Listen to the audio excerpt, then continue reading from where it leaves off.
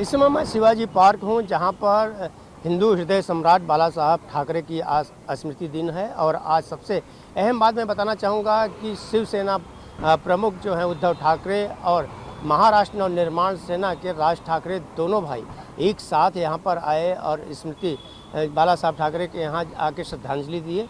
और उसी पार्टी के प्रवक्ता जो आनंद दुबे जी हैं हमारे साथ, आइए इनसे जानते हैं। सर, मैं आपसे जानना चाहूँगा कि आज बाला साहब ठाकरे जी का स्मृति दिन है और दोनों भाई यहाँ पर आए और आने के बाद श्रद्धांजलि दिए। आपके पार्टी के तमाम नेता जो हैं लगातार श्रद्धांजलि दे रहे हैं, और क्या कहना चाहेंगे इसमें? देखिए, आज का दिवस हम सब के लिए बड़े भावनात्मक का दिन है। आदरणीय हिंदू हृदय सम्राट बाला साहब ठाकरे जी ने 17 नवंबर 2012 को अपने प्राण त्यागे थे और उनका अंतिम संस्कार इसी छत्रपति शिवाजी महाराज मैदान में हुआ था। और यही उनकी स्मृति चिन्ह है, ज्योति है, जो हमेशा जलते रहती है। तो हम सब यहाँ हर साल आते हैं और उनके जन्मदिन दिवस पर भी हम उनको प्रणाम करने आते हैं, पुण्यतिथि पर आते हैं। आज राज ठाकरे जी का आना और उद्धव ठाकरे जी का आना महत्वपूर्ण इसलिए भी है क्योंकि बहुत बरसों बाद राज जी, उद्धव जी इस स्मृति स्थल पर एक साथ आए हैं, एक संदेश देने आए हैं विरोधकों को, समाज को, कि हम दोनों भाई एक हैं। जिसके पेट में दर्द हो और जिसे अच्छा लगे अच्छा लगे। तो यही एक संदेश है कि भाई हम सब मिलजुल कर हैं, मुंबई के विकास के लिए, मराठी माणूस के लिए, हिंदुत्व के लिए हम सब एक हैं। यही एक संदेश दिया जा रहा है। हज़ारों की संख्या में शिवसैनिक आ रहे हैं, जा रहे हैं।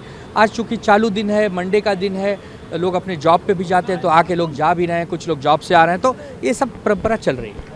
एक तरफ दूसरी तरफ मैं सवाल आपसे जानना चाहूँगा कि महाराष्ट्र के मुख्यमंत्री देवेंद्र फडणवीस ने देखा जाए तो उद्धव ठाकरे जी को जो इनकी समिति बनाई गई है बाला साहब ठाकरे की, उसका चेयरमैन घोषित कर दिया। और इसे लेकर के देखा, कहीं ना कहीं मैं देख रहा हूँ कि ख़ासतौर से एकनाथ शिंदे गुट में नाराज़गी है।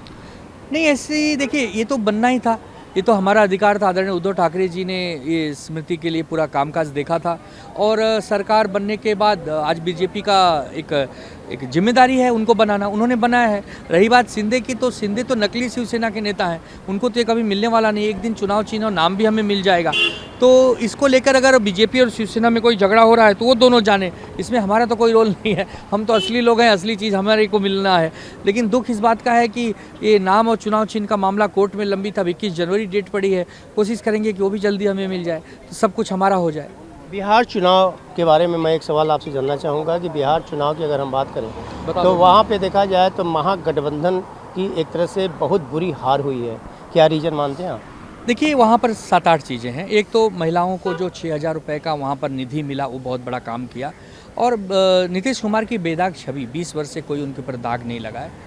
और कांग्रेस और आरजेडी के बीच में समन्वय की कमी, प्रचारों में कमी, संसाधनों में कमी, ये सब चीज़ भी देखा गया है। लेकिन ठीक है, जो जीता वो सिकंदर है। राजनीति में जो जीतता है उसका अभिनंदन होना चाहिए। जो हारता है उस हार से सीख कर आगे न हारे, उसके लिए काम करना चाहिए।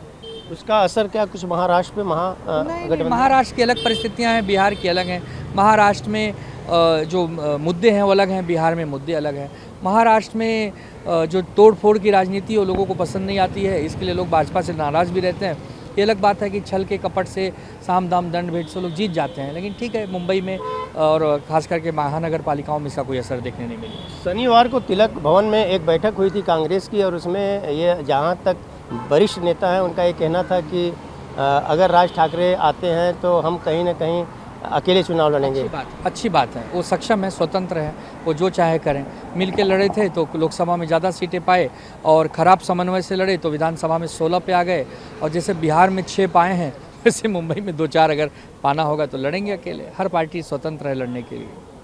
शिवसेना के प्रवक्ता आनंद दुबे बड़ी बेबाकी के साथ बात करते हैं। जिस तरह से उन्होंने साफ कहा कि महाविकास अघाड़ी के साथ वह चलना चाहते हैं और चल भी रहे हैं। आगामी महानगर पालिका के चुनाव के बारे में उन्होंने साफ किया कि कांग्रेस हो सकती है कि अगर वो अलग से चुनाव लड़ती है तो कोई फ़र्क नहीं पड़ेगा महाविकास अघाड़ी में, क्योंकि लगातार कांग्रेस के वरिष्ठ नेताओं की अगर हम बात करें तो कहते आए हैं कि राज ठाकरे अगर उद्धव ठाकरे के साथ आते हैं तो कहीं ना कहीं महाविकास अघाड़ी में दरार पड़ सकती है, और कांग्रेस ये भी कह रही कि वो अलग से चुनाव भी लड़ सकती है। ऑन टीवी न्यूज़ के लिए कैमरामैन बालक साथ हरीश तिवारी।